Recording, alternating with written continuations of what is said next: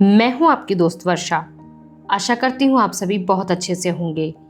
जैसा कि आप जानते हैं कि हम इस चैनल पर बहुत सी पुस्तकों जैसे द्रौपदी की महाभारत, उपसंहार, इट एंड्स विद अस आदि का वाचन कर चुके हैं और भी बहुत सी नई पुस्तकों का वाचन प्रतिदिन आपके लिए लेकर हाजिर होते हैं। इसी क्रम में हम एक नया सेगमेंट आज से शुरू करने जा रहे हैं। उम्मीद करती हूँ आपको यह बेहद पसंद आएगा, जिसका नाम हमने रखा है साहित्यिक दखल, जिसके भीतर हम बहुत सी नई पुरानी दिलचस्प पुस्तकों की समीक्षा लेकर प्रस्तुत होंगे। यदि आप भी किसी पुस्तक की समीक्षा जानना चाहते हैं तो हमें कमेंट बॉक्स में आकर बुक सजेस्ट कर सकते हैं। और हाँ, यदि आप हमारे चैनल पर नए हैं तो इस चैनल को जल्दी से सब्सक्राइब करके हमारे साथ स्पिरिट परिवार का हिस्सा बने और जुड़े रहें रोचक साहित्यिक ज्ञान से, जो जीवन को रंगीन बनाने में आपकी सहायता करता है। हमने जिस पहली पुस्तक को समीक्षा के लिए चुना है उसका नाम है दर्द जा, जिसकी लेखिका हैं जयश्री रॉय। यह उपन्यास वर्ष 2016 में प्रकाशित हुआ था। इस पुस्तक को सबसे पहले चुनने का एक मुख्य कारण यह है कि यह मेरी पसंदीदा पुस्तकों में से एक है और साथ ही यह मेरे एमफिल के लघु शोध प्रबंध का विषय रही है।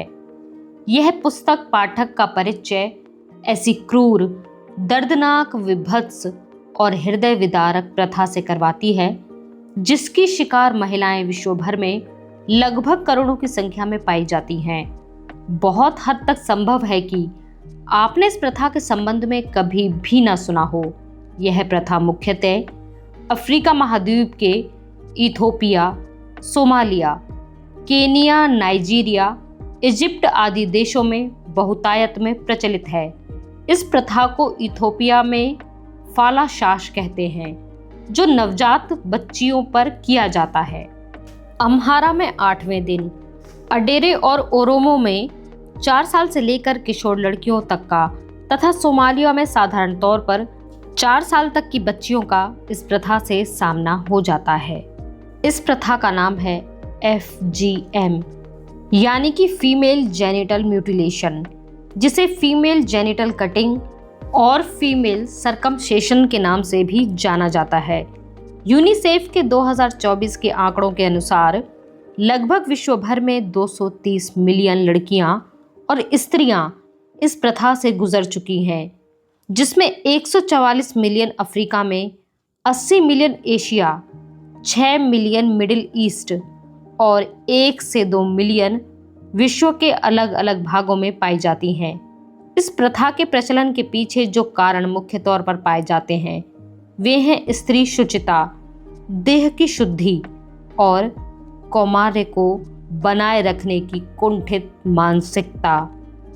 FGM में स्त्री के जननांग में पाई जाने वाली त्वचा, जिसे क्लिटोरिस कहा जाता है, उसे काट कर हटाया जाता है। इस त्वचा को अपवित्र समझा जाता है। यह बेहद दर्दनाक प्रक्रिया होती है, जिसकी वजह से जान का खतरा, टिटनेस होने का भय, खून में जहर फैलना, HIV, हेपेटाइटिस, प्राइवेट पार्ट में यूरिन इन्फेक्शन, ब्लड इन्फेक्शन आदि गंभीर समस्याएं भी सामने आती हैं। यह बात तो रही केंद्रीय विषय की। अब आते हैं उपन्यास पर। इसकी नायिका है माहरा, जो बचपन से ही अपने आसपास की स्त्रियों को इस प्रथा के दुष्प्रभावों से गुजरते हुए देख रही है। वह खुद भी इस सब से बचने का बहुत प्रयास करती है, परंतु पारिवारिक और सामाजिक दबाव के चलते वह भी आखिरकार इसका शिकार हो ही जाती है। माहरा के भीतर विद्रोह तब पैदा होता है जब वह अपनी छोटी बहन मासा को इस प्रथा की भेंट चढ़ते हुए मौत के मुंह में जाते हुए देखती है। यहाँ तक भी सब ठीक ही होता है, यानी कि सहन किया भी जा सकता है। फिर एक दिन अचानक ही उसका विवाह उसके पिता से भी बड़ी उम्र के व्यक्ति जहीर से तय कर दिया जाता है, जिसकी वह तीसरी पत्नी होगी। विवाह के उपरांत जो यातना का नर्क उसके जीवन में शुरू होता है वह इस कदर दुखद होता है कि कोई भी शब्द उसे बयान नहीं कर सकता। जहीर द्वारा माहरा के जननांग में लगे हुए टांकों को चाकू से निर्ममता से काटकर संबंध बनाने का जो वर्णन लेखिका ने किया है वह संवेदनशील मनुष्य के हृदय को चीर कर रख देने के लिए काफी है।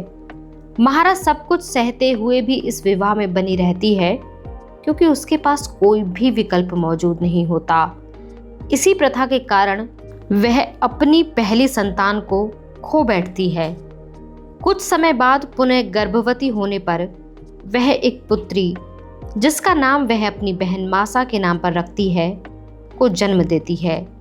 वह खुद से यह वादा करती है कि चाहे कुछ भी हो जाए वह अपनी बेटी को इस प्रथा की यातना से बचाकर ही रहेगी।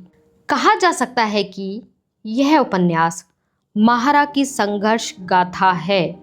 यह उपन्यास कल्पना मात्र नहीं है, यह सच्चाई है करोड़ों लाचार औरतों की, जो कि रीति रिवाज, धर्म, संस्कार, प्रथाओं आदि के नाम पर अमानवीय क्रूरताओं से होकर गुजरने के लिए विवश कर दी गई हैं। लेखिका जयश्री रॉय को बहुत सारा धन्यवाद और प्रोत्साहन।